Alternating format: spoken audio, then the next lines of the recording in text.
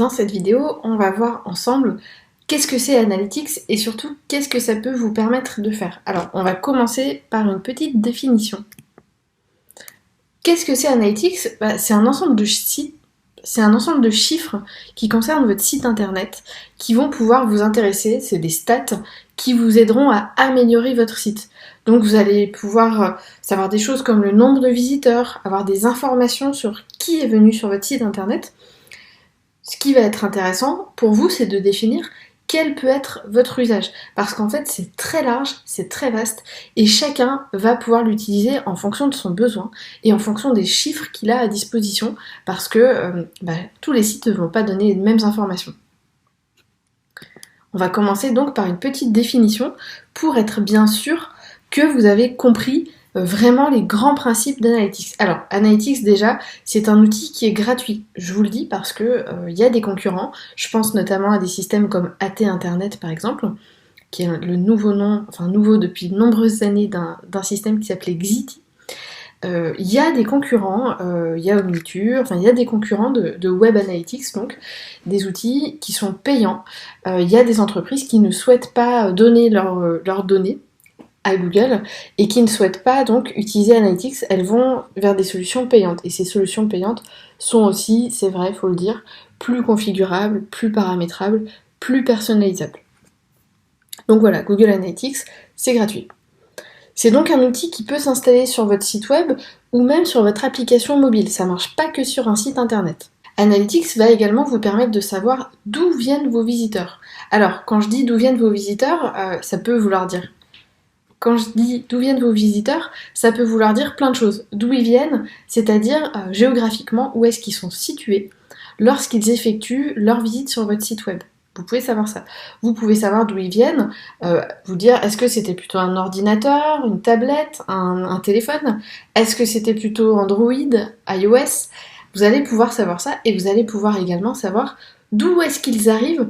Quelle est la source de trafic qui vous a permis de les amener sur votre site internet ?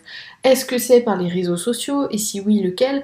Est-ce que c'est grâce à un email, grâce à un moteur de recherche, grâce à un autre site qui avait un lien vers le vôtre ?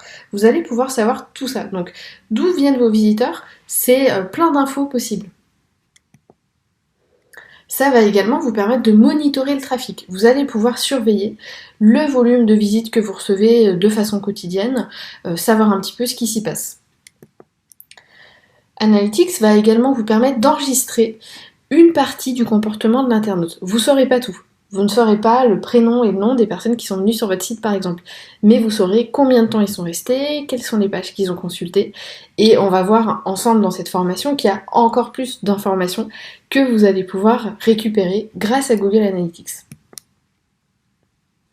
Et puis surtout, vous allez avoir tout un ensemble de fonctionnalités qui vont vous permettre de bien suivre et d'analyser toutes ces statistiques parce que c'est vrai que quand on ne connaît pas l'outil, on arrive face à ça, souvent on est un petit peu perdu face à la masse d'informations qui sont à disposition, mais je vous montrerai qu'il y a plein de fonctionnalités qui vont vous permettre d'aller plus facilement vers les informations qui vous restent, d'automatiser un certain nombre de choses, notamment d'envoi de rapports, de chiffres qui vous intéressent plus que les autres. Voilà, donc vraiment Google Analytics, hyper puissant, il vous donne plein d'infos qui vont vous être très précieuses. Alors, qu'est-ce qu'on fait de toutes ces infos ? Parce que bon, on est toujours content de savoir qu'on a 1000 visiteurs sur le site tous les jours et qu'ils arrivent par Facebook par exemple. Qu'est-ce qu'on en fait ? On va le voir ensemble, hein. Il y a plusieurs moyens d'exploiter ces données pour bien piloter votre stratégie digitale. Ça veut dire quoi ? Ça veut dire que ces chiffres-là vont vous permettre de prendre des décisions. Alors la première étape, de vous fixer des objectifs qui sont chiffrés. Alors des objectifs chiffrés dans le digital, ça peut être un certain nombre de visites par mois, un certain nombre de formulaires qui sont remplis chaque année, des téléchargements de documents, des inscriptions à des MOOC, la création de comptes, ça peut être plein de choses. Et puis ça peut être aussi un chiffre d'affaires, donc un volume d'euros encaissé. C'est très important que vous puissiez avoir cette réflexion, parce que n'y a pas de bonne réponse en fait. Là, ça dépend vraiment du site internet que vous avez.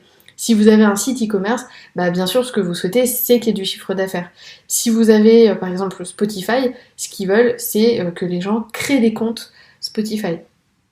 Si vous avez un site plutôt vitrine parce que vous avez une entreprise dans le bâtiment et que ce que vous souhaitez, c'est que votre site vous aide à générer des contacts de personnes qui sont intéressées et qui veulent un devis, bah ça encore, c'est un objectif. Donc vous pouvez vous dire, moi je veux tant de formulaires de contacts ou de demandes de devis chaque mois. Et c'est ce chiffre principalement qui va m'intéresser quand j'analyse ce qui se passe sur mon site. Il y a plein d'indicateurs à suivre en fait, parce que bien sûr il y a votre objectif, mais il y a des chiffres qui sont intermédiaires qui vont vous permettre d'en arriver là. Si vous voulez avoir tous les mois, je sais pas, 50 formulaires de demande de devis, ça veut dire qu'il faut avoir un certain nombre de visites. Et ces visites-là, il faut pouvoir vous dire, alors ok, je veux savoir d'où viennent mes visiteurs, quelle est leur provenance. Est-ce qu'ils arrivent plutôt de Facebook? Est-ce qu'ils arrivent plutôt de LinkedIn? Est-ce qu'ils arrivent plutôt des réseaux sociaux? Vous avez besoin de le savoir. Le nombre de visites, bien sûr, c'est également une info qui va vous intéresser, je le sais. Il y a le nombre de contacts, le nombre de téléchargements. Il peut y avoir aussi les pages les plus consultées parce que ça vous aide à savoir ce qui intéresse réellement les internautes lorsqu'ils sont sur votre site web. Alors, à quoi ça sert réellement ces KPIs? Donc KPIs, ça veut dire Key Performance Indicators, donc c'est les chiffres clés en gros. Ils servent à vérifier si vous avez atteint vos objectifs. C'est pas compliqué. Si vous vous disiez, moi je veux 5 demandes de devis par 5 demandes de devis par jour, par exemple, bah, c'est facile de regarder, ok, cette semaine-là, j'en ai eu 4 ce jour-là, 6 ce jour-là, 5 ce jour-là. Est-ce que vous avez finalement atteint l'objectif ou pas? Ça va vous permettre également de définir des actions pour atteindre ces objectifs. Soit au début, en vous disant je pars de zéro, je veux 100 demandes de devis tous les mois, qu'est-ce que je fais pour y arriver? Comment est-ce que je fais en sorte d'avoir des visiteurs qui viennent sur mon site?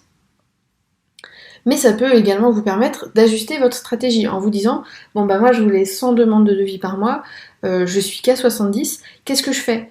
Je remarque que je mets beaucoup d'efforts sur Facebook et finalement j'ai beau poster régulièrement sur ma page, je constate que quand j'étudie la provenance des visiteurs, il y en a très peu qui viennent de Facebook. Donc est-ce que j'arrête Facebook et je mets plus d'énergie sur LinkedIn qui manifestement me ramène plus de monde? Est-ce que je revois la façon que j'ai de travailler sur Facebook pour que ça fonctionne mieux? Voilà, vraiment ces chiffres ils doivent vous dire ok, l'objectif est atteint, non, alors qu'est-ce qu'on fait? Et ça vous permet du coup de prendre vraiment des décisions en toute connaissance de cause parce que ces décisions-là, elles sont basées sur ce qui se passe vraiment sur votre site, elles sont basées sur la réalité. Alors, pour que ça soit un petit peu plus concret pour vous, je vais vous donner quelques exemples de décisions que j'ai aidé des clients à prendre en fonction des stades de leur site. Quand on a un article de blog qui est très peu consulté, par exemple, on peut se dire, bon, bah, ce sujet-là, il n'intéresse pas les gens, on va plus rédiger d'articles sur cette thématique. Si vous constatez que les internautes qui arrivent d'un réseau social en particulier, ça peut être Facebook, ça peut être YouTube, ça peut être Instagram, lorsqu'ils quittent votre site, ils partent tout de suite. Ça signifie qu'en gros, ok, ils sont venus, mais finalement, ça les intéresse pas tant que ça. Donc, vous pouvez vous dire, ce réseau social-là, c'est vrai qu'il nous apporte un peu des visiteurs, mais ces visiteurs-là, ça donne rien. Donc, on va mettre moins d'énergie.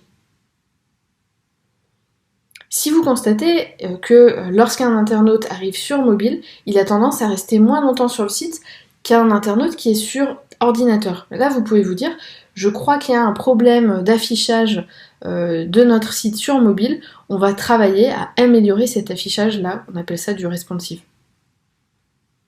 Et puis quand on est sur des formulaires, qu'on arrive à... On verra ensemble comment on peut arriver à suivre ce qui se passe sur chacune des étapes du formulaire. Si vous constatez qu'à la dernière étape, il y a plein d'internautes qui quittent ce formulaire sans le terminer, ce qui est un peu embêtant parce que nous on veut qu'ils aillent au bout, vous allez pouvoir retravailler la façon dont cette dernière étape est construite et proposée à l'internaute. Voilà, donc Google Analytics, c'est pas juste mettre la tête dans plein de chiffres, c'est pouvoir exploiter toutes ces données pour améliorer votre stratégie et puis pour avoir de meilleurs résultats.